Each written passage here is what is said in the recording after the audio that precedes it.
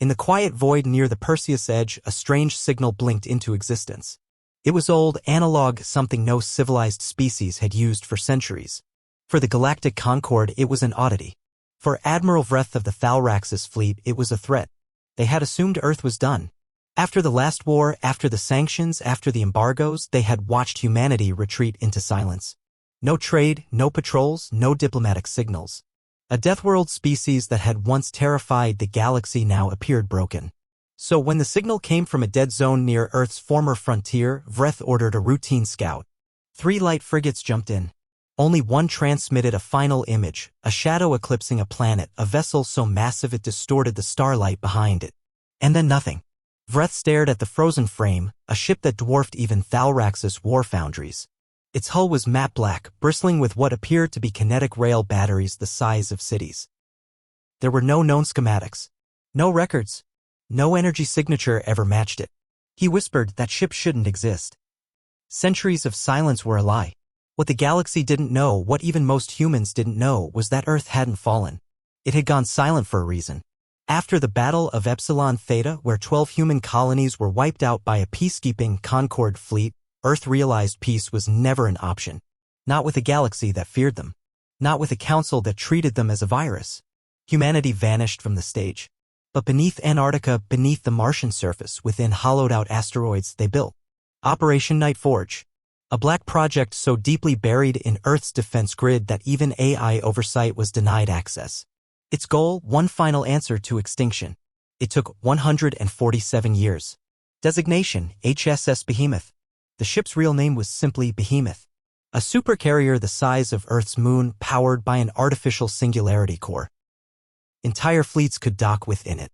It carried 3,000 fighter wings, 47 dreadnought escorts, and 6 battalions of Terran shock marines trained for zero-atmosphere boarding warfare.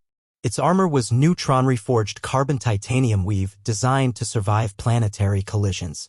Its command AI, Echidna, was post-sapient.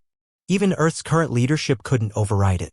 Echidna answered only to one directive, human survival at any cost. And now it had awakened. The mistake that triggered it all. A minor Concord race, the Kalari, had begun terraforming Luna, assuming Earth was long dead. The act violated the final failsafe programmed into Echidna. The behemoth rose from its cradle beneath Europa's ice. Kalari orbital stations were the first to vanish, cut in half by kilometer-long rail slugs traveling at relativistic speeds. Their emergency beacon didn't even finish broadcasting before it, too, disintegrated in a flash of antimatter. The Concord panicked.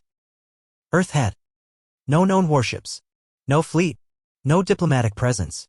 How then had it deployed a mobile weapons platform capable of engaging entire armadas alone? The return of the Deathworlders. The behemoth didn't communicate. It simply moved. It tore a path across the edge of Concord space, destroying weapons platforms, siege satellites, fleet yards, surgically, ruthlessly. No civilian colonies were harmed. No prisoners were taken. Admiral Vreth assembled a full fleet, 400 ships, including Concord Titans. They met the behemoth in the dead system of Cygnus 8. The battle lasted 4 minutes. Humanity had invented something terrifying during their silence, graviton lens torpedoes, weapons that bent local physics, creating temporary event horizons that consumed anything nearby. Vreth's flagship disintegrated in a flash of inverted light. Only 5 Concord ships escaped, damaged, shattered, humiliated. The message from Earth. As Concord High Command reeled, a signal finally came. Broadcast in every known language, in every spectrum. You feared our nature. You tried to chain us. We offered peace. You answered with fire. We are not your subjects. We are not your prey. We are human. The behemoth has awakened. Do not test us again. And then silence. A weapon that should never have been built. Across the galaxy, empires recalculated their threat assessments. The behemoth defied logic. No empire could have built such a thing in secret, let alone on a world once declared resource depleted. But that was always the mistake. They thought humanity was like them. They didn't understand what it meant to come from a death world, a place where everything tried to kill you from birth.